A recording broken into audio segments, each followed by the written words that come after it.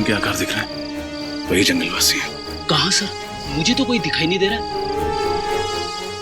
वो जो घर जैसी चीज है वहां देखो, तो आदमी दिखे। अरे हाँ, ये गॉगल तो बड़ा ही कमाल का है, अंधेरे में भी आदमी दिखाई देते। वे धीरे बोलना चाहिए, उन जंगल वासियों की सुनने की शक्ति बहुत तेज होती है।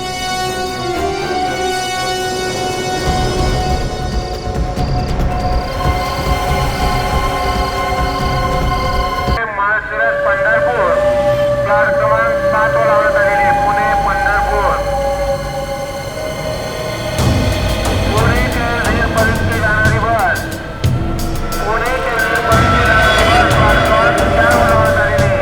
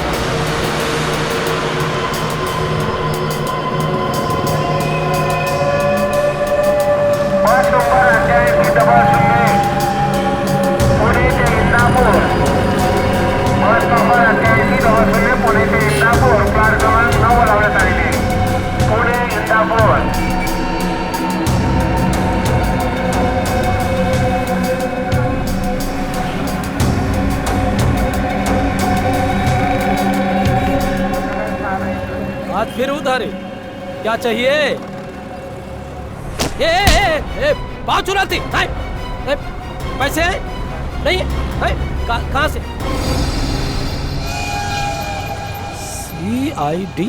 CID HELP help. CID help? किसने लिखा है ये तुम्हारी कलाई पर? हैं? किसने लिखा है? किसने? श्रेया, जरा बात करो इससे, लगता है ये बहुत डरी हुई है। सर, देखो, अगर तुम हमें कुछ बताओगी नहीं तो हम तुम्हारी मदद नहीं कर पाएंगे। डरो मत, जो भी है सब सच सच बता दो। कौन हो तुम?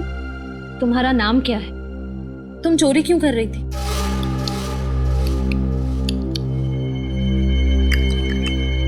सर, ये कौन सी भाषा है? ओह सर, ये तो अफ्रीकन भाषा है। चुप रहो। देखो, ऐसे चुप मत बैठो, बताओ हमें कौन हो तुम, कहां से आई हो? ये जो लिखा है ना CID, हम हैं CID। कुछ समझ में रही है या नहीं? सर, लगता है इसे भूख लगी है। हाँ, पहले कुछ खाना खिला दे इसे। हाँ, ले जाओ इसे। चलो, तुम मेरे साथ चलो। चलो, आराम से। अरे संभल! क्या हुआ इसे? जल्दी से हॉस्पिटल ले जाओ। हाँ सर। पंकज, तुम जाओ साथ में, संभल के उठो, संभल के। कमाल है सर, इस लड़की के हाथ पे लिखा हुआ है CID हेल्प, और ये खुद तो कुछ बोल ही नहीं रही है। सचिन, ये CID हेल्प उसकी जो कलाई पर लिखा है ना, वो किसी और ने लिखा है, किसी और ने। ये तो बेचारी हिंदी तक बोलना नहीं जानती। सर, इसके हाथ पे जिसने भी ये सब लिखा है वो जरूर हमसे कोई मदद चाहता है। जल्दी से जल्दी पता लगाना पड़ेगा कि ये सारा माजरा क्या है। लेकिन कैसे सर? एक काम करते हैं, जिस बस स्टॉप पर ये लड़की इस दुकानदार से मिली थी, उसी बस स्टॉप से पूछताछ शुरू करते हैं।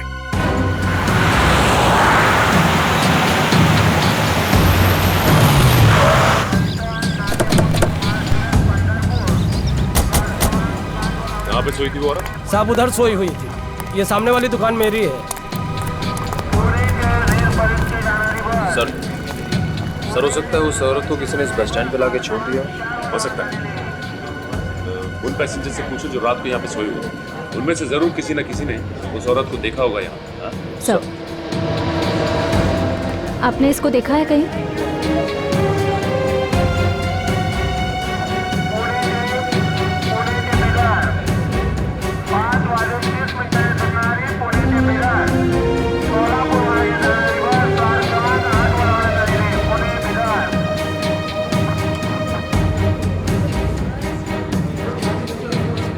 इस औरत को यहाँ पे बस स्टॉप पे देखा आप लोग ने? मैंने तो नहीं देखा, पर एक भिखारी यहाँ सोता है रात को, शायद उसने देखा होगा। बताओ कहाँ है? आइए सर, यही है वो आदमी। ओ भाई साहब, इस औरत को आपने यहाँ पे बस स्टॉप पे देखा था क्या? हाँ देखा ना साहब, इधर ही जमीन पे लेटी थी। बस नंबर 28 की तपासणी पुणे के इंदापूर। इस औरत को तुमने यहाँ पे जमीन पे लेटे हुए जी देखा? साहब। तो तुमने उसे यहाँ बस स्टॉप पे आते देखा क्या? साहब वो अपने आप थोड़ी ही आई थी, उसको तो लाया गया था। साहब बताओ बात क्या है, क्या जानते हो उसके बारे में? साहब रात करीब 2 बजे जीप में 2 लोग इसको लेकर यहाँ आए थे और इसको छोड़कर यहाँ से चले गए। वो औरत चीखी चिल्लाई नहीं? नहीं साहब, शायद बेहोश थी या हो सकता है वो नींद में हो। तुमने गाड़ी का नंबर नोट किया? कुछ याद है तुम्हें? साहब बहुत अंधेरा था। ये सब तुम्हें अजीब नहीं लगा? तुम उस औरत की मदद कर सकते थे। मैं किस किस की मदद करूं? ऐसा तो पहले भी हो चुका है। मतलब? इससे पहले भी 2 बार ऐसा हो चुका है। कुछ लोग औरत को लेकर यहाँ आते थे और छोड़कर चले जाते थे। मैं खुद की मदद नहीं कर सकता साहब, तो उसकी क्या मदद करेगा? इसका मतलब इससे पहले भी 2 औरतें उस दरिंदे का शिकार हो चुकी हैं। लेकिन सर अभी तक हमारे पास उन दोनों औरतों के गायब होने की जानकारी नहीं है। हाँ, क्योंकि उन दोनों के हाथ पे CID हेल्प नहीं लिखा हुआ था। सर अब क्या करें? उस औरत के होश में आने का इंतजार। सालुंके साहब उस औरत के साथ में ही हॉस्पिटल में जहाँ पे उसका इलाज चल रहा है। अब इस केस की तह तक सालुंके साहब ही पहुंचा सकते हैं। अब कैसी तबीयत है इसकी? पहले से बेहतर है बस। और क्या बता सकता है इसके बारे में? बस 2 बातें पता चली हैं। एक तो ये कि इसके खून में हमें एक ऐसी दवाई मिली है जिसकी वजह से ये अपनी याददाश्त खो बैठी है। सर इसीलिए इसे अपना नाम नहीं याद आ रहा था। ये कौन है, कहां से आई है, इसके साथ क्या हुआ है, इसे कुछ पता नहीं। इस औरत की पूरी तरह से याददाश्त चली गई है। तो फिर ये औरत जरूर कुछ न कुछ तो जानती है। कोई ऐसा राज जो कोई नहीं चाहता उसका पर्दाफाश हो। पर हम उस राज का पता तो लगा ही लेंगे, और किसका राज है ये भी पता लगा लेंगे। और दूसरी बात ये बॉस कि इसके पेट की सर्जरी की गई है। इसका पेट काटा गया है और लगभग 25-30 घंटे पहले ही वापस से टांके लगाकर पेट सिला गया है, वो भी सस्ते वाले नायलॉन धागे से। पेट को काटा है तो कहीं इसका कोई ऑर्गन तो नहीं निकाल लिया? इसके किसी अंग की चोरी नहीं हुई है। तो फिर क्या हो सकता है? क्यों काटा होगा इसका पेट? ये बात अभी पता नहीं लगी है। सर इस औरत को तो कुछ याद ही नहीं है। अगर से होश भी आ गया तो भी हमें कोई जानकारी नहीं मिल पाएगी। पता लगा लेंगे निखिल, पता लगा लेंगे। वो 2 औरतें, बिल्कुल ऐसी 2 औरतें जिनको इसी हालत में छोड़ा गया था उस बस स्टॉप पर, उन 2 औरतों के बारे में पता लगा। आसपास जितने भी हॉस्पिटल्स है वहां जाकर के पूछताछ करो, पता लगा उन 2 औरतों के बारे में। कोई ना कोई सुराग तो जरूर मिल जाएगा।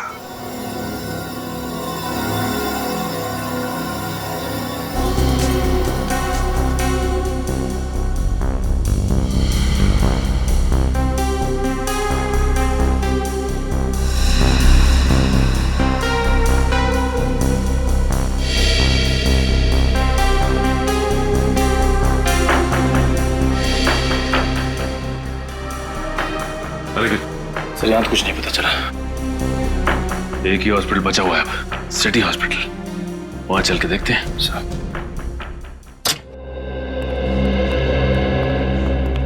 हम लोग CID से एक लड़की के बारे में कुछ पूछताछ करनी थी। CID? जी हाँ CID। इस फोटो को ध्यान से देखिए और बताइए कि क्या ये लड़की अपना इलाज करवाने के लिए आपके हॉस्पिटल में आई थी? जी हाँ, इस लड़की के पेट पे ऑपरेशन का निशान है। आओ देख के लगता है मानो इस लड़की का ऑपरेशन 2-3 दिन पहले हुआ। तो हम जानना चाहते हैं लड़की इस हॉस्पिटल में एडमिट हुई थी या नहीं। सर ये तो क्या? सर हमारे हॉस्पिटल में 2 औरतों की लाशें आई हैं। 2 औरतों की लाशें? हाँ सर, और उनकी वेशभूषा तकरीबन ऐसी ही थी और उनके गहने भी तकरीबन ऐसे ही हैं। तो क्या उन दोनों औरतों की लाशें अभी भी मुर्दाघर में? हाँ सर, उन दोनों लाशों की शिनाख्त करने अभी तक कोई नहीं आया है, इसलिए वो दोनों लाशें मुर्दाघर में ही है। ठीक है, तो इन दोनों लाशों को हम देखना चाहेंगे। ठीक है सर, मैं अभी मॉर्ग के इंचार्ज को बुला देती हूँ। हेलो, आप जल्दी से लॉबी में आ जाइए, CID वाले आए हैं। सर वो आ रहे हैं।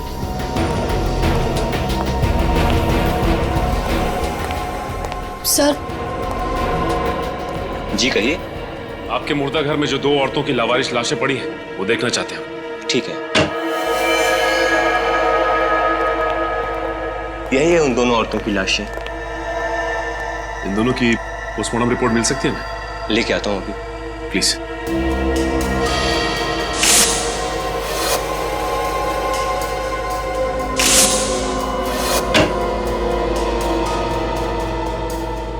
ये रही रिपोर्ट। निखिल, ये देखो, पोस्टमार्टम रिपोर्ट में लिखा गया है कि इनके पेट में जो घाव है वो ऑपरेशन की वजह से नहीं है, और जिस डॉक्टर ने पोस्टमार्टम किया है उसका भी यही कहना है कि इनका ऑपरेशन नहीं किया गया है। मतलब सर, इनके शरीर से कोई भाग, कोई ऑर्गन निकाला नहीं गया? मतलब ये केस इलीगल ऑर्गन ट्रांसप्लांट का नहीं है, मामला कुछ और ही है। सर, अगर इनके शरीर से कोई भाग निकाला नहीं गया है तो फिर इनका पेट काटा क्यों, वापस सिलवाया क्यों गया होगा? यही तो मैं भी सोच रहा हूँ निखिल। ये देखा तुमने, ये जो सिलाई करने के लिए धागे का इस्तेमाल किया गया है, ये देखो, ये सर्जिकल धागे बहुत ही घटिया क्वालिटी के हैं। तुम्हें याद है सालू के साहब भी कह रहे थे कि गुड़िया के पेट पे जो टाके लगे थे उनमें भी इसी तरह के धागे का इस्तेमाल किया गया था। सर, बस स्टैंड पे उस भिखारी ने बताया था कि उसने वहां पे 3 औरतों को देखा था। सर, इसका मतलब? हाँ, और वो तीनों औरतें यही हैं, 2 ये और तीसरी वो गुड़िया। ये तीनों की तीनों मुंबई के बाहर से आई है, किसी एक ही जगह से। सर, मुंबई से बाहर से आई हैं एक जगह से, मतलब? ये नोटिस किया तुमने? ये देखो, इनकी फोटोज में साड़ी पहनने का स्टाइल, सजने संवरने का स्टाइल और गुड़िया के बात करने का स्टाइल, इन सबको देखकर लगता है कि ये तीनों औरतें मुंबई से बाहर से ही आई हैं, किसी एक ही जगह से। सर, अगर ये तीनों औरतें मुंबई के बाहर किसी एक जगह से आई हैं तो इनके बारे में पता कैसे चलेगा? पता चलेगा निखिल, पता चलेगा। हर बस स्टॉप, हर रेलवे स्टेशन की खाक छाननी होगी, फिर पता चलेगा। नहीं साहब, मैंने तो नहीं देखा। पक्का? इस तरह के कपड़े पहने हुए कहीं? नहीं सर, यहाँ नहीं। नहीं साहब, यहाँ पर आसपास कहीं पे भी? देखिए, इस तरह के कपड़े पहने हुए कोई भी औरत आसपास दिखाई देती है तो आप प्लीज मुझे इन्फॉर्म कीजिए। ये मेरा कार्ड है, इस पे मेरा नंबर लिखा हुआ है, फोन कीजिए प्लीज।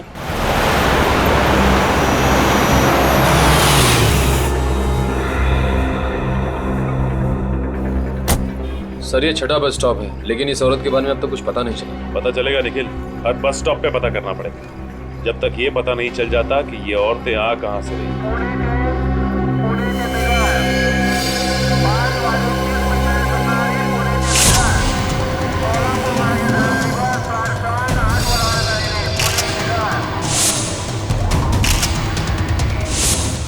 वो देखो, उस औरत ने भी ऐसे ही कपड़े पहन रखे। हाँ सर।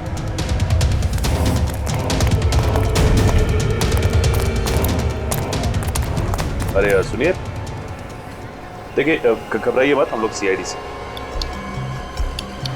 हाँ, देखिए, डरिए मत, कुछ नहीं होगा आपको। इस औरत को देखिए, जानती हैं आप इसे? जानती?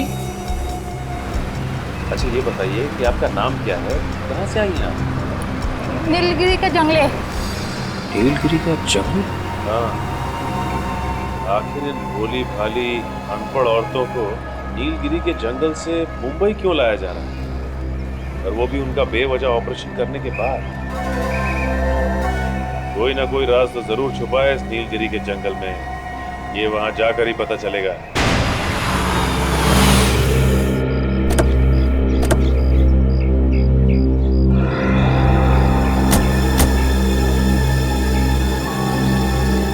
अरे, इन गांव वालों का स्वागत करने का तरीका बड़ा अजीब है। ये हमारा स्वागत नहीं कर रहा, इसलिए हमें देखकर नाखुश है। वैसे भी हम यहाँ इनसे मिलने नहीं आए, हम लोग नीलगिरी की जंगल की उन औरतों के पेट की सर्जरी का राज जानने आए हैं, और हम वो जानकर ही रहेंगे। देखिए, हम लोग सीआईडी से और यहाँ पे कुछ छानबीन करने आए हैं। आप लोगों को हमसे डरने की कोई जरूरत नहीं है। डरना तो आपको पड़ेगा शहरी बाबू, और इधर से जाना भी होगा। ये धरती हमारी कर्म भूमि है, हमारी धर्म भूमि है। यहाँ पर किसी गैर इंसान को हम आने नहीं देंगे। काश हम लोग आपकी बात मान सकते हैं, लेकिन सीआईडी ना ही अपने आगे बढ़ाए हुए कदम पीछे लेती है और ना ही हमें तहकीकात करने से कोई रोक सकता है। अगर आप लोगों ने कोई हरकत की तो ठीक है, आप लोग अपना काम कर सकते हैं, लेकिन छानबीन करने से पहले आपको उनसे मिलना होगा। किससे मिलना पड़ेगा? आइए मेरे साथ। चलिए आइए। हाँ भाई मनसुख, अरे 1 हफ्ते पहले मैंने तुझसे ऑपरेशन के लिए 1 दर्जन कैंची, 2 दर्जन मोटी वाली सुई और नायलॉन के धागे मंगवाए थे। कब भेजेगा भाई? ठीक है, कल तक माल आ जाना चाहिए। मैं अभी रखता हूँ। माफ कीजिए, क्या चाहिए आपको? इस तरह के नायलॉन का धागा। हाँ है ना। जानवर कौन सा है आपका? जानवर मतलब? अरे भाई, जानवर बड़ा होगा तो धागा भी ज्यादा लगेगा ना, चमड़ी मोटी होती है ना उनकी। छोटा होगा तो 1 आध मीटर में काम हो जाएगा। मतलब ये धागा सिर्फ जानवरों पे इस्तेमाल किया जाता है? जी हाँ, आपको ये बात मालूम नहीं थी क्या? देखिए हम लोग CID से। CID? जी हाँ, CID। हमारी जानकारी के हिसाब से ऑपरेशन करने के लिए इस तरह का धागा सिर्फ आपके पास मिलता है। बात तो ठीक है, लेकिन हुआ क्या है? यहाँ पास के बस स्टॉप से हमें एक औरत मिली है जिसका ऑपरेशन किया गया है, और ऑपरेशन करने के बाद टाके इसी धागे से लगाए गए। औरतों के टाके इस धागे से? लेकिन आजकल तो कोई भी डॉक्टर इन धागों से इंसानों पर टाके नहीं लगाता। ऐसे धागे तो सिर्फ जानवरों के लिए उपयोग किए जाते हैं। लेकिन ये धागा एक नहीं, 3 औरतों के पेट पे टाके लगाने के लिए इस्तेमाल किए गए हैं। 3 औरतों पर? जी हाँ, 3 औरतों पर। वैसे ये सामग्री आप जहाँ सप्लाई करते हैं उनकी जानकारी तो होगी आपके पास? जी हाँ, 1 मिनट। ये लीजिए।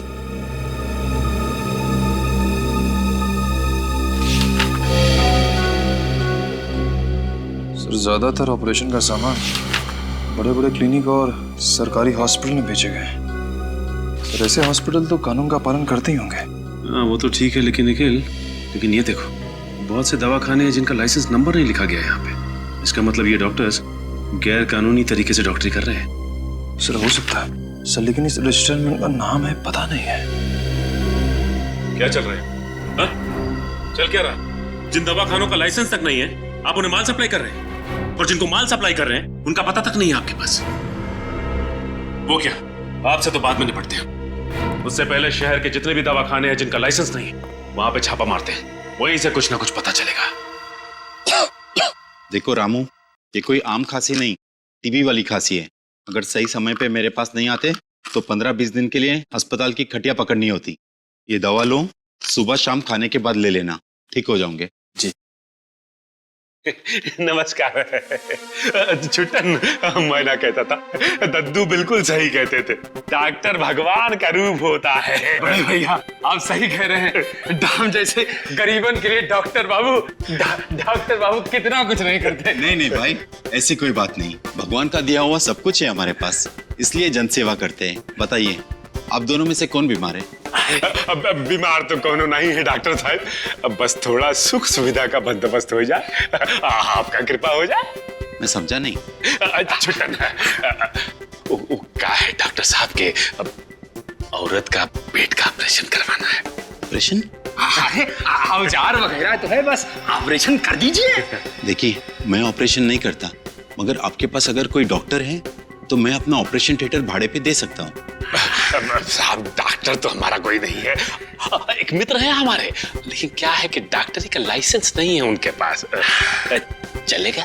चलेगा। यहाँ पे जो भी डॉक्टर ऑपरेशन करता है उसके पास लाइसेंस नहीं रहता। तो मतलब कोनो टेंशन वेंशन नहीं है? ये कोई नई बात नहीं है, हर महीने 1 आध पार्टी आ जाती है ऐसा ऑपरेशन करने। अच्छा, महीने में कौन कौन आता है, कुछ बताएंगे का? तुम्हें क्या लेना देना उसे? ऑपरेशन करवाना है तो बोलो, 1 घंटे के 20,000 रुपए। 20,000? बड़े भैया, डॉक्टर बाबू को कितने साल का सजा होगा हवालात में? यही तकरीबन 20 साल का तो होगा। 20 साल? डॉक्टर बाबू क्या बकवास कर रहे हो तुम?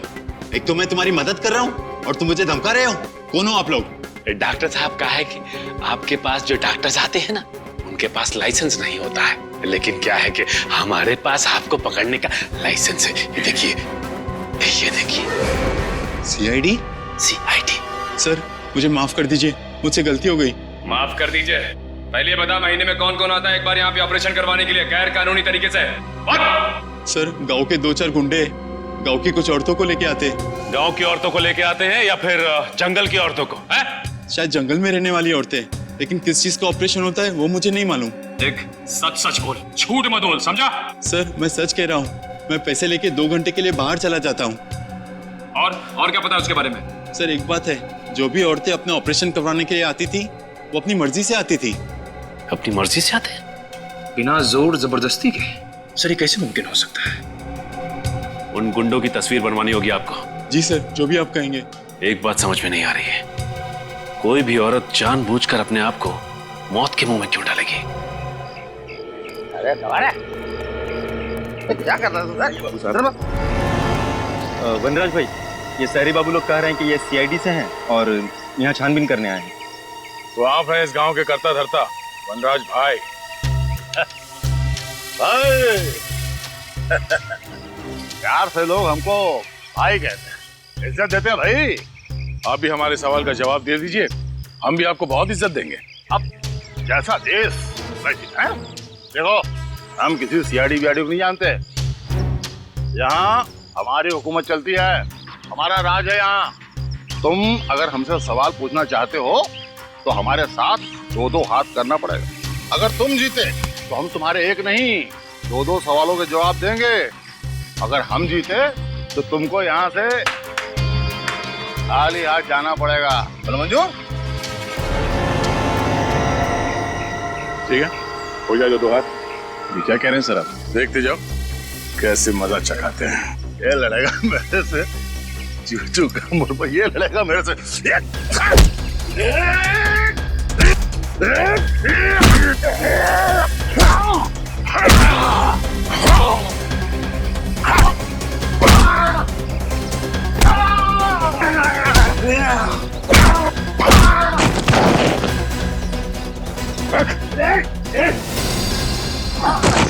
अब मेरे सवालों का जवाब देगा हाँ, या और खातिरदारी करी तेरी?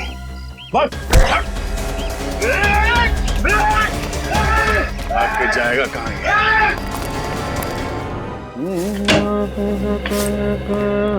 ओए, ये क्या ये सुनने के लिए तूने जल्दी बुलाया हमको? तेरा गाना? अरे गा नहीं रहा हूँ बॉस, गुनगुना रहा हूँ। दोनों में फर्क होता है। और बुलाया मैंने आपको इसलिए ताकि आपसे ये सुन सकूं, वाह सालुखे, कुछ बात है तुझमें। वाह सालुखे, कुछ बात है तुझमें, ऐसे मैं कहूँ? हाँ। क्यों? तूने ये पता लगाया कि इन औरतों के ऊपर ये जो सर्जरी के निशान है वो क्यों है? पता लगा लिया मैंने, पता लगा लिया है कि इन दोनों के पेट पर वो सर्जरी का निशान कैसा है। मतलब डॉक्टर सालुखे ने अपना दिमाग लगा लिया? हाँ। क्या पता लगा लिया आपने? इन दोनों औरतों का इस्तेमाल इंसानी कुरियर की तरह से हो रहा था। क्या? इन औरतों को इंसानी कुरियर की तरह इस्तेमाल किया गया?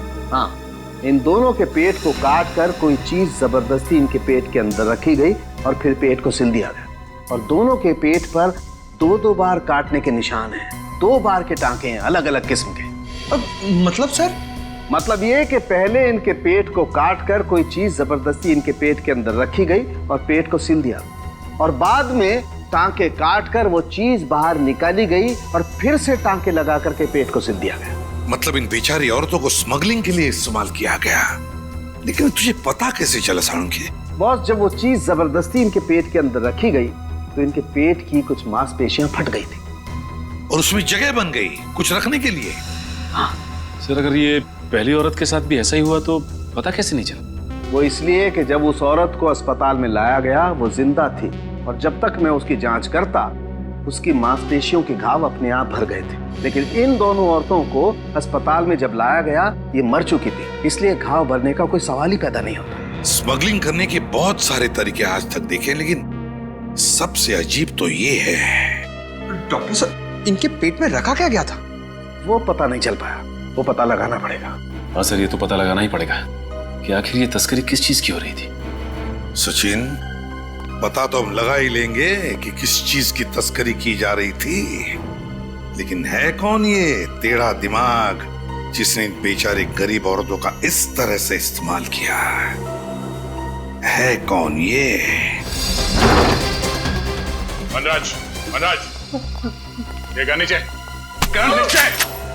माफ कर दो, गलती हो गई साहब, गलती हो गई साहब, माफ कर दो। क्यों पहलवानी भूल गए? साहब मैं डर गया था साहब, मैं अपने लोगों के सामने अपनी नाक कैसे कटा सकता साहब, इसीलिए मैंने उन लोगों के सामने आपसे 2-2 हाथ करने की चुनौती दी थी साहब। आप जीत गए साहब, मैं हार गया साहब, माफ कर दो साहब। तो तुम वहां से भागे क्यों? मैं डर गया था साहब। सच्ची बताऊं साहब, मैं जंगल की लकड़ियां काट करके उसकी तस्करी करता हूँ साहब। मुझे नहीं मालूम था साहब इतने से जुर्म के लिए सीआईडी वाले मुझे पकड़ने के लिए यहाँ तक आ जाएंगे साहब। ये लो, हम लोग जंगल के औरतों की बात कर रहे हैं और ये जंगल के लकड़ियों की बात कर रहा है। जंगल की औरतें? मैं कुछ समझे साहब। इसे जानते हो? ऐसी औरतों को नीलगिरी के जंगल से मुंबई लाया जाता है। इनका पेट काट के टाके लगाए जाते हैं। पेट के टाके? हाँ। मैं ऐसा कुछ नहीं जानता साहब। मैं सच्ची बताऊं साहब, अगर हमारे गांव में कोई अनजाना आदमी घुस जाता तो हम लोग उसको चेतावनी देकर के छोड़ देते हैं, लेकिन ये नीलगिरी के लोग बहुत खतरनाक लोग हैं साहब। एक बार मैंने अपने कुछ साथियों को नीलगिरी के जंगल में भेजा था कब्जा करने के लिए। पता नहीं साहब वो कहाँ गया, आसमान खा गया कि जमीन निकल गया, आज तक वापस नहीं आया था। हाँ सर। क्या स्मगलिंग? किस चीज की स्मगलिंग सर? ठीक है सर, मैं पता लगाता हूँ। ओके। एसीपी साहब का फोन था।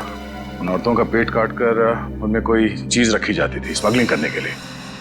मनराज, नीलगिरी के जंगल में ऐसे कौन सी कीमती चीज है जिसकी तस्करी के लिए कोई इतनी घिनौनी हरकत करेगा? ऐसी कोई चीज है नहीं साहब। मैं इस जंगल के चप्पे चप्पे से वाकिफ हूँ साहब। अगर यहाँ ऐसी कोई चीज होती तो मैं जंगल की लकड़ी की तस्करी क्यों करता साहब? हाँ, पुरातत्व विभाग के कुछ लोग यहाँ पे आए थे। 3 साल तक उन्होंने खोजबीन की, लेकिन उनको भी कुछ नहीं मिला था। कब हुआ था ये सब? पुरातत्व विभाग वाले लोग कुछ 5 साल पहले आए थे साहब। 3 साल तक उन्होंने इस जंगल के चप्पे चप्पे को खोजा साहब, उनको कुछ नहीं मिला साहब। सर, बहुत ही अजीब बात है, जब ये जंगलवासी किसी बाहर वाले को जंगल में जिंदा ही नहीं छोड़ते थे, तब 3 सालों तक उन्होंने आर्कियोलॉजिस्ट को यहाँ काम कैसे करने दिया? उस आर्कियोलॉजिस्ट का पता लगाना होगा जिसने नीलगिरी के जंगल में इतना समय बिताया। वो इस जंगल के चप्पे चप्पे से वाकिफ है। जल्दी काम करो, जंगल की तलाशी लेने की तैयारी करो। आप? जी, मैं सुष्मिता, निशिकांत की पत्नी। अच्छा, हमें निशिकांत जी से ही मिलना है। लेकिन वो तो 2 साल पहले ही गुजर गए। माफ कीजिएगा, हमें पता नहीं था। कैसे मौत हुई उनकी? अब मैं क्या बताऊं? निशिकांत नीलगिरी के जंगलों में कुछ अमूल्य वस्तु की खोज करने गए थे। 3 साल वहाँ पर रहे भी, पर उन्हें वहाँ पर कुछ नहीं मिला। पर जब लौटे तो बहुत खुश थे। इतनी मेहनत के बाद उन्हें कुछ मिला नहीं, फिर भी वो खुश थे। क्यों? क्योंकि सरकार ने उन्हें आर्कियोलॉजी के लिए नेशनल प्राइड अवार्ड देने का फैसला लिया था और उन्हें कुछ सर्टिफिकेट और मेडल भी मिलने वाले थे। पर जब वो अवार्ड फंक्शन से लौट रहे थे तब उनकी गाड़ी का एक्सीडेंट हो गया। उसमें आग लग गई और उसमें निशिकांत भी जलकर मर गए। किसी ने सोचा भी नहीं होगा कि ऐसी मौत हो जाएगी उनकी। जी, मुझे पता था और ये बात निशिकांत को भी पता थी। मैंने कई बार निशिकांत को समझाने की कोशिश की, लेकिन उन्होंने मेरी एक भी नहीं सुनी। और निशिकांत जी जानते थे कि उनकी मौत होने वाली? जी, आखिर नीलगिरी के जंगल के अभिशाप से कब तक बचे रहते वो? ये कैसी बातें कर रही हैं सुष्मिता जी? आप इतनी पढ़ी लिखी होकर आप श्राप अभिशाप ऐसी बातों पे यकीन रखती हैं? मुझे ज्ञान है, तभी तो विश्वास है।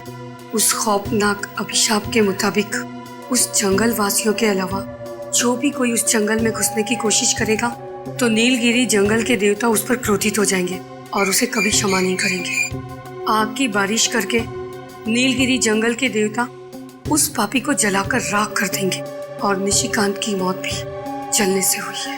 ये आपका अंधविश्वास है सुष्मिता जी। इस हकीकत के बारे में निशिकांत ने खुद रिसर्च करके पता लगाया था और ये आज की बात नहीं है, हजारों साल पहले की बात है।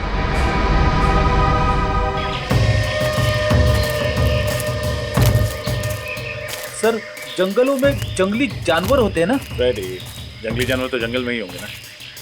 ये बात तो है सर, मगर उन जंगली जानवरों ने हम पर हमला कर दिया तो? Yes sir. क्या? जी। क्या हुआ सर? एसीपी सर का फोन था। उन्होंने उस प्राचीन कार उस आर्कियोलॉजिस्ट के बारे में पता लगा। उसकी तो 2 साल पहले ही मौत हो चुकी है। ये तो बहुत बुरा हुआ। सो तो है विनीत। एसीपी सर ने यह भी बताया कि 2 साल पहले उनको सरकार की ओर से कोई पुरस्कार दिया गया और जब पुरस्कार मिलने के बाद वो घर लौट रहे थे तो रास्ते में उनकी गाड़ी को आग लग गई और जल के वो मर गए। उनकी पत्नी का कहना है कि नीलगिरी के जंगल में जाने की वजह से उन्हें श्राप लगा। कैसा श्राप? फ्रेडी, उनकी पत्नी का मानना है कि नीलगिरी के जंगलों में जंगली लोगों के अलावा अगर कोई और जाता है तो उसे जंगल के देवता का श्राप लगता है, उस पर आग की बारिश होती है। अरे बाप रे, फिर तो हमको भी श्राप लगेगा और हम पर भी आग की बरसात होगी। क्या फ्रेडी, भी ऐसी चीजों में मानते हो क्या? नहीं सर, वो बात नहीं है, मगर सावधानी बरतने में ही समझदारी है ना।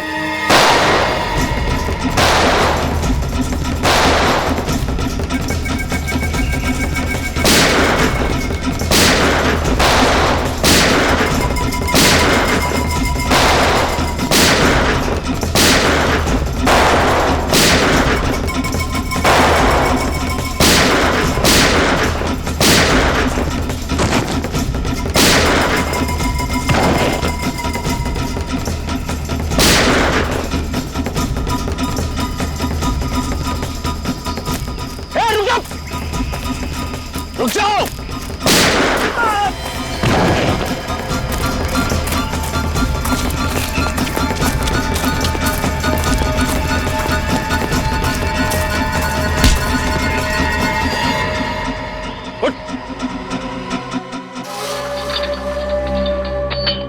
मैं आखिरी बार पूछ रहा हूं, पता क्यों मारना चाहते थे हमें? अरे यार, ये कब से टाक टुक किए जा रहा है? सरल सीधी हिंदी भाषा नहीं आती क्या? आप लोग कौन हैं और इसे बांध के क्यों रखा है? आप कौन हैं और हमसे ये क्यों पूछ रहे हैं? मैं नीलगिरी के जंगलों का मास्टर जी हूँ। 5 साल पहले जब आर्कियोलॉजिकल डिपार्टमेंट यहाँ आया था तब मैं यहीं रुक गया था ताकि इन लोगों के तौर तरीकों को सीख सकूं और इनकी मदद कर सकूं। तब तो आप इसकी भाषा भी जानते होंगे? जी हाँ, थोड़ी बहुत जानता हूँ। मगर आप लोग कौन हैं? हम लोग CID से। इस आदमी ने हम पर गोली चलाई थी, इसलिए इसे गिरफ्तार करना पड़ा। ओह, क्या आप इससे पूछ सकते हैं कि इसने हम पर गोली क्यों चलाई थी और किसके कहने पर चलाई थी? जी, मैं कोशिश करके देखता हूँ।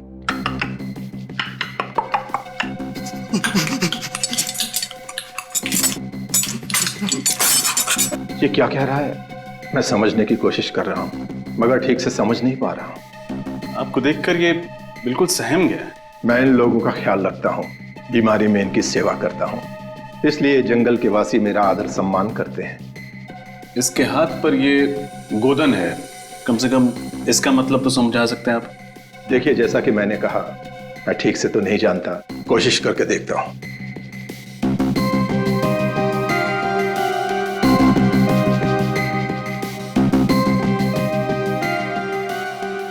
इस पर पौराणिक भाषा में ये लिखा है, जिसका मतलब ये है कि ये आदमी जंगल के देवता का सिपाही है और देवता द्वारा दी गई भेंट की रक्षा करना इसका कर्म और धर्म है।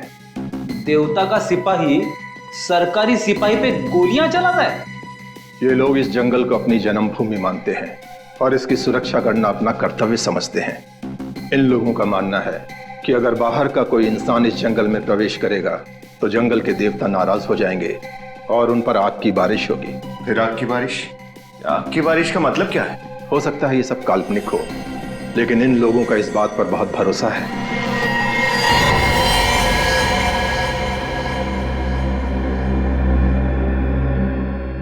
ये तो मर गया। मर गया?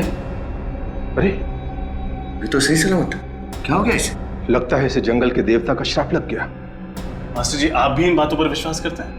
देखिए, आप लोग जैसा समझना चाहते हैं समझ लीजिए, लेकिन मुझे ऐसा लगता है कि इसने आप लोगों से बातचीत की, इसलिए गांव के देवता का श्राप इसको लग गया। मास्टर जी, कोई श्राप नहीं होता। विनीत, डॉक्टर साळुंके को फोन लगाओ, वो यहाँ आएंगे और बताएंगे कि इसकी मौत कैसे हुई। May I come in, please? अरे आइए आइए, आपको कौन रोक सकता है? खुश हो गया। क्या बोला? नहीं तो कुछ नहीं। अच्छा, मैं वो जानने के लिए आया था कि वो नीलगिरी वाले केस का मसला सुलझा क्या? टाइम पास करने आया? नहीं, टाइम पास नहीं यार, जो पूछ रहा हूँ बताओ ना। वो आग की बारिश वाली गुत्थी सुलझी कि नहीं? साळुंके, तू आग की बारिश की बात ही मत कर, दिमाग खराब हुआ है मालूम है? पर वो आर्कियोलॉजिस्ट की बीवी, उसके बाद वो नीलगिरी का मास्टर जी, और अब तू। यार तू भी कैसा आदमी है? ऐसे पौराणिक चीजों पर विश्वास रखता है तू? आग की बारिश? अरे विश्वास नहीं रखता बॉस, बल्कि मैं ये बताने के लिए आया हूँ कि वो आग की बारिश आखिर है क्या चीज। और तो फिर बता ना। अरे आग की बारिश तो मेरी जेब में है। ये जरा पेन ड्राइव लगाओ कंप्यूटर में। सर, आओ।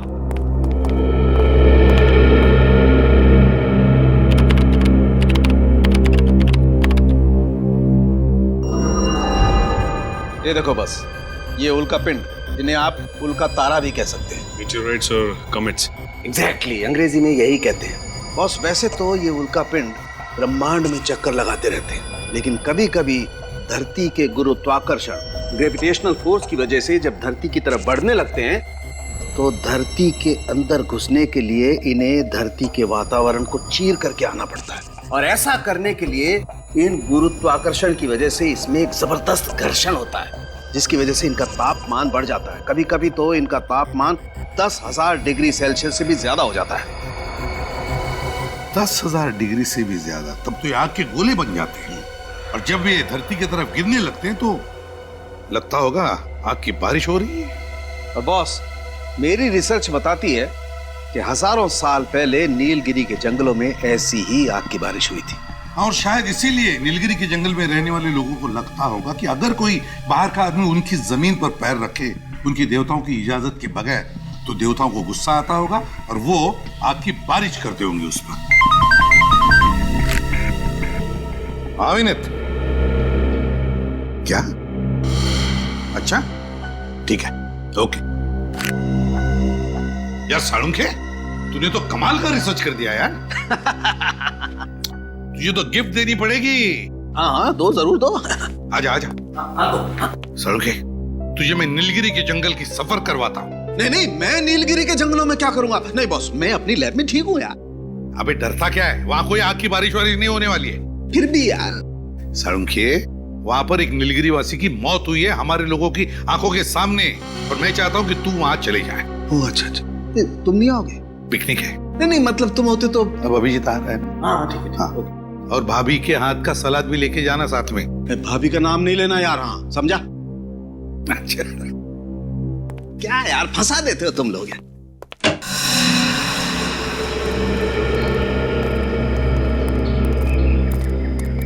भाई साहब 3 लस्सी देना। चलिए साहब। अरे बाप रे बाप। ऐसे कई रहस्य हैं जिनके राज हम अभी तक जान नहीं पाए। आखिर ये सब कर कौन रहा है और ये सब करने के पीछे उसका मकसद क्या है? जंगल में रहने वाले लोग बंदूकें लेके घूम रहे हैं, ये सब हथियार उनके पास आए कहाँ से? और सर ये बेचारे गांव वाले जंगल में कदम रखने से भी डर रहे हैं, इन्हें अपनी जान गंवाने का खतरा है वहाँ। आखिर ये नीलगिरी के जंगलों में चल क्या रहा है? और वो भगवान का आशीर्वाद, आखिर वो चीज क्या है जिसे ये लोग भगवान की भेंट समझते हैं?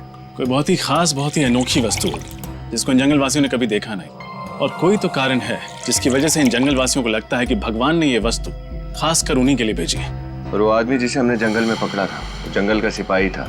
जंगल वासियों ने उसे उस खास भेंट की रक्षा के लिए तैनात किया हुआ था। मुझे लगता है ये जंगल वाले अनपढ़ हैं, नासमझ हैं। जरूर कोई आदमी है जो इनके दिमाग में चीजें डाल रहा है, लेकिन कौन? सर मुझे लगता है सब जानने के लिए हमें जंगल में छापा मारना चाहिए। हमें अपनी पूरी ताकत और पूरी तैयारी के साथ जंगल में जाना ही होगा। हाँ सर। मेरे दिमाग में भी यही बात चल रही है विनीत। जब तक हम उस जंगल की खाक नहीं छानेंगे तब तक ये राज राज ही रहेगा। लेकिन मुझे चिंता है जंगल में रहने वाले औरतों की, बच्चों की। छापा मारते वक्त कहीं उन्हें कुछ ना हो जाए। लो, आपको दे दो। कर दिया सत्यानाश। अब ये दही के पैसे कौन भरेगा?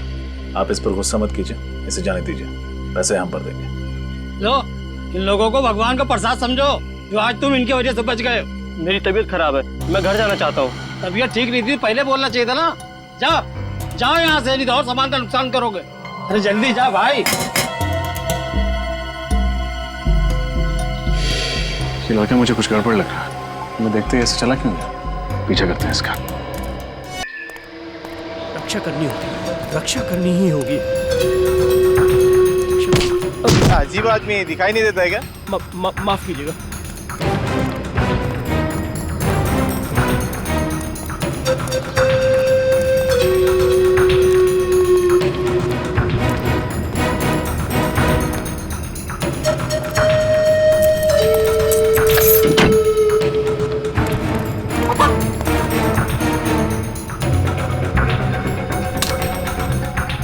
सुरक्षित है, भगवान की धरोहर सुरक्षित है। मगर कब तक? शहर के लोग इसे ढूंढते हुए यहाँ तक आ गए। तो ये है भगवान का उपहार, लो हमें दे दो। नहीं, कभी नहीं। तुम सब लालची हो, राक्षस हो। हमारे देवता के आशीर्वाद तुमसे छीनना चाहते हो। देखो चुपचाप ये बॉक्स हमारे हवाले कर दो, वरना क्या? मैं अपने प्राणों की आहुति दे दूंगा, मर जाऊंगा, लेकिन जंगल के देवता के इस उपहार को तुम शहरी लोगों के हाथों में कभी नहीं दूंगा। हम पर विश्वास करो, हम सीआईडी से, हम जंगल वासियों के दुश्मन नहीं, शुभ चिंतक है। नहीं, झूठ बोला है तुम सब। तुम शहर के लोग अभिशाप बन के आए हो हमारे लिए। देखो, हम जंगल वासियों का धरोहर नहीं छीनना चाहते, हम बस उस गुनहगार को पकड़ना चाहते हैं जो नीलगिरी के जंगल की भोली भाली औरतों को तस्करी के लिए इस्तेमाल कर रहा है। हम उस राक्षस को पकड़ना चाहते हैं। क्या तुम उन भोली भाली औरतों को नहीं बचाना चाहते? नहीं, आप लोगों का ये इरादा नहीं है। मैंने आपकी बातें सुनी है। आप इस नीलगिरी के जंगल को बर्बाद कर देना चाहते हैं, यहाँ के जीवन और यहाँ की शांति को नष्ट कर देना चाहते हैं। बात सुनो, हम जंगल को बर्बाद करने नहीं आए, हम उन दुश्मनों को पकड़ने आए हैं जो बंदूक लेके घूम रहे जंगलों में। वही असली दुश्मन है जंगल के, समझे? हाँ, हम तुम्हारे दोस्त हैं, दुश्मन नहीं। हम पर विश्वास रखो प्लीज, हम पर विश्वास रखो। मगर लाओ ये बॉक्स हमें दे दो। ठीक है साहब, आप लोग इसकी रक्षा कीजिएगा, किसी गलत हाथों में मत पड़ने दीजिएगा साहब।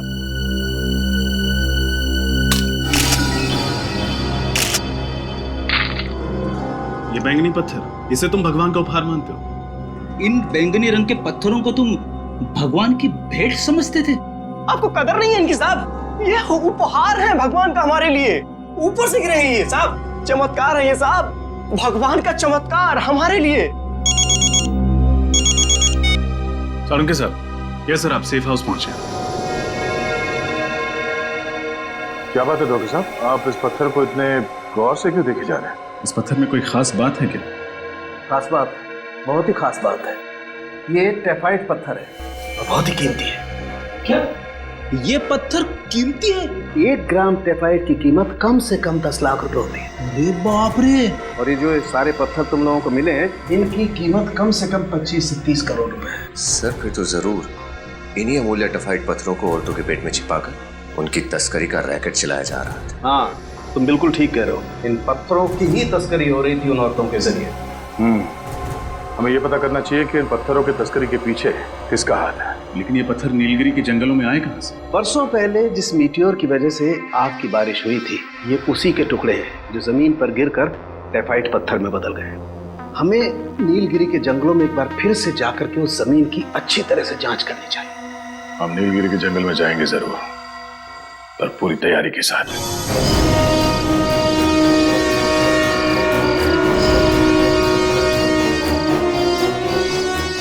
जो हरे रंग के आकार दिख रहे हैं वही जंगलवासी हैं। कहाँ सर? मुझे तो कोई दिखाई नहीं दे रहा। वो जो घर जैसी चीज है वहां देखो, तो आदमी दिखे। अरे हाँ, ये गॉगल तो बड़ा ही कमाल का है, अंधेरे में भी आदमी दिखाई देते। वे धीरे बोलना चाहिए, उन जंगल वासियों की सुनने की शक्ति बहुत तेज होती है।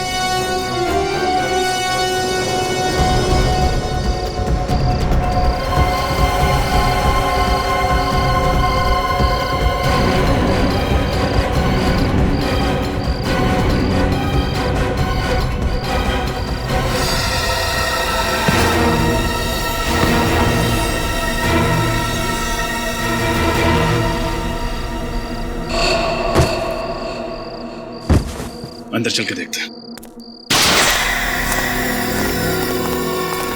यहाँ तो कोई नहीं सर। अच्छी तरह से तलाशी लो, कोई ना कोई सुराग जरूर मिलेगा।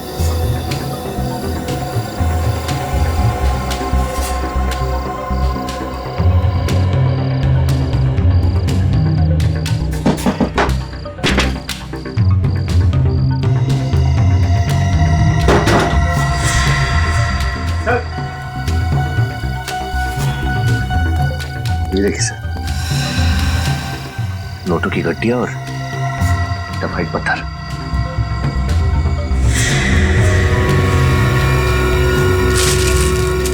इतने सारे टेफाइट के पत्थर, इनकी कीमत तो करोड़ों में होगी। ऐसा कौन हो सकता है जो नीलगिरी की अमूल्य अमानत को चुराने की साजिश कर रहा है? लगता है कोई। अरे ये कौन है? खोलो इन्हें, गलती से जंगल में आ गए होंगे और जंगल वासियों ने इन्हें यहाँ जबरदस्ती बंदी बना के रखा होगा। पानी पानी पानी पानी पानी।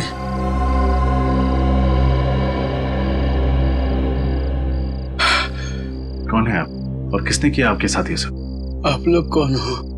हम लोग सीआईडी से, हमने यहाँ जंगल पे छापा मारा। भगवान का लाख लाख शुक्र है, आपको मेरा संदेश मिल गया। वो आप हैं जिसने उस औरत की कलाई पर सीआईडी हेल्प लिखा था? मैंने ही वो संदेश लिखा था। मैं एक डॉक्टर हूँ। 2 साल पहले नीलगिरी में मुझे भेजा गया था। जंगल वासियों की तबीयत बहुत बिगड़ गई थी, लेकिन मुझे अगवा कर लिया गया और 2 साल तक मुझे इसी तरह बंदी बना कर रखा था। किसने अगवा किया था आपको? पता नहीं, मैंने उनका चेहरा नहीं देखा है। लेकिन इन लोगों ने आपको यहाँ 2 साल तक इस तरह से क्यों? क्योंकि उनको मेरी जरूरत थी। कैसी जरूरत? जंगल की गरीब औरतों का पेट काटकर मैं उसमें टेफाइट पत्थर भरा करता था। किस तरह ये लोग तस्करी करते हैं। अगर मैं ऐसा नहीं करता तो वो लोग मुझे मार डालते। इसलिए उस औरत गुड़िया की कलाई पर वो संदेश लिखा था। बस यही उम्मीद थी कि आप लोग आएंगे, मुझे और उन औरतों को इस नर्क से बचा देंगे। वो डॉक्टर आप हैं? हाँ। कौन चला रहा है ये रैकेट? किसके इशारे पर हो रहा है सब? पता नहीं, मैंने सिर्फ उसकी आवाज़ सुनी है। जब वो मुझे यहाँ मिलने आता है तो मेरी आंखों पर पट्टी होती है। वो आपसे इस झोपड़े में मिलने आता है? हाँ। ये क्या है?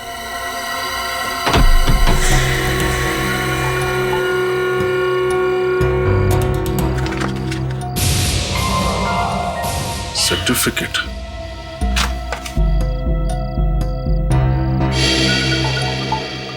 मेडल।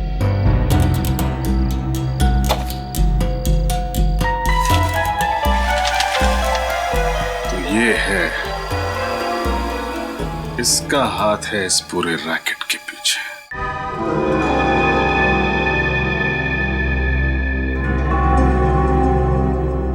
अरे डॉक्टर साहब, इतनी जल्दी भी क्या है? देख लीजिए कहीं कोई जरूरी सामान छूट तो नहीं गया। जंगल के अंदर एक झोपड़ा, झोपड़े के अंदर एक बक्सा, बक्से के अंदर एक सर्टिफिकेट, एक मेडल, और इनमें छुपा एक राज। क्यों डॉक्टर साहब? डॉक्टर साहब, बेटा मैं कोई डॉक्टर वॉक्टर नहीं हूँ। मैं तो इस गांव का गरीब मास्टर जी हूँ। मास्टर जी या फिर मास्टर माइंड?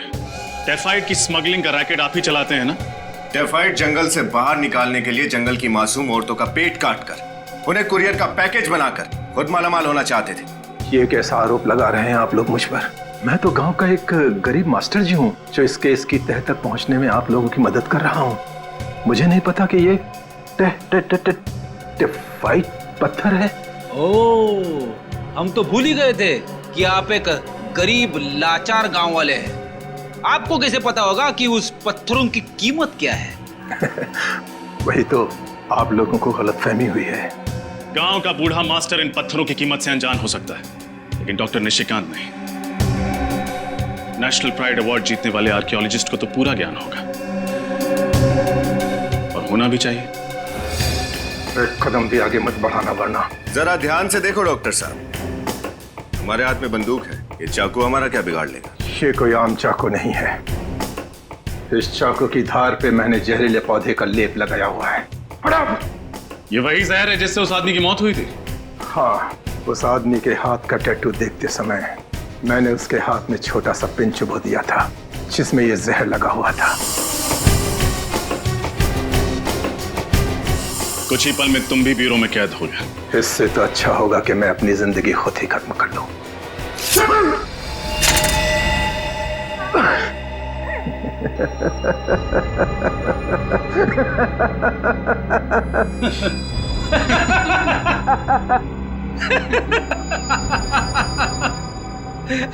कोई प्रॉब्लम नहीं है डॉक्टर साहब। हमारे डॉक्टर सालुंके साहब ने जहर को बेअसर करने की दवाई दी है, एंटीडोट।